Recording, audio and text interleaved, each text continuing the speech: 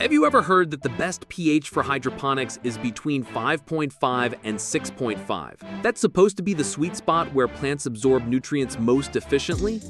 But honestly, for a long time, I didn't care much. I've always been in the set it and forget it camp.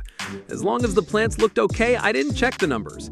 Sometimes my solution drifted up to 7, even 8, and I just let it be. The plants seemed fine, so I thought maybe pH isn't that important after all. But then I thought about you guys, my viewers and users. If I really want to help people grow better and avoid mistakes, I can't just guess. I need to test it myself. So I asked, if I kept pH perfectly in the sweet spot, would plants actually grow better? While browsing pH down products online, I noticed many bio or natural ones, even made from citric acid.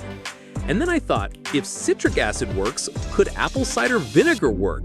It's natural, it's acidic, maybe it's basically the same thing. So I went all in. I bought 4 sets of real-time pH and EC monitors. They track the water nonstop and automatically adjusted conditions. No more guesswork. I set up 3 groups. 1, set and forget, MasterBlend nutrients, no pH adjustment.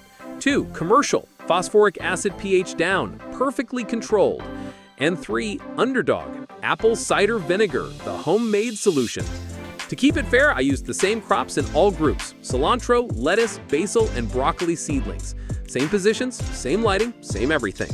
And thanks to the monitoring devices, pH and EC were continuously tracked, and whenever pH rose above 6, a pH down solution was injected to bring it back.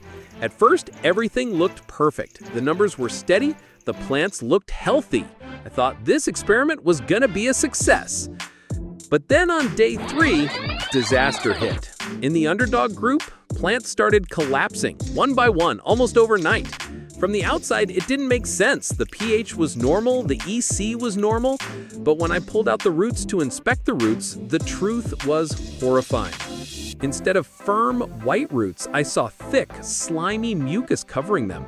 It looked like transparent jelly or slime, suffocating the roots until they rotted. Cilantro roots were limp and yellow like boiled noodles. Basil roots were brown and decayed.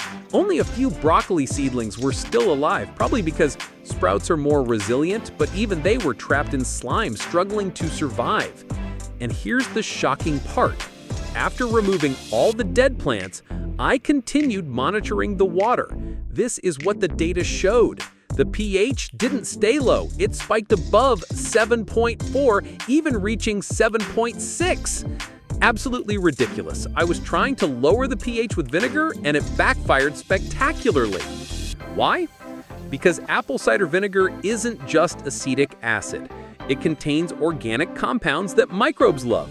In a hydroponic system without strong aeration, filtration, or beneficial microbes, bacteria and fungi multiply rapidly. They feed on the vinegar, produce byproducts, and completely destabilize the system. In other words, vinegar became microbial food, not a stable pH control. So what's the lesson? Never add organic acids or homemade solutions to small hydroponic systems, especially home-scale ones. We see people doing things like aquaponics. They have full waste processing systems and healthy microbe communities, but that's not what we were dealing with here. Hydroponics is a sensitive ecosystem. Without proper aeration, filtration, and microbial management, organic matter almost always leads to root rot and system collapse. So I tested it for you guys, and the answer is clear. Absolutely do not mess around with this stuff. My mistake can save you from losing money in the future. If you have any other crazy ideas floating around, let me know. If I can swing it, I'll run a test. Of course, the experiment continues. The vinegar group was eliminated on day 3. The remaining set and forget and perfectly controlled commercial groups are still running. I'll continue testing, experimenting, and sharing the results, so stay tuned.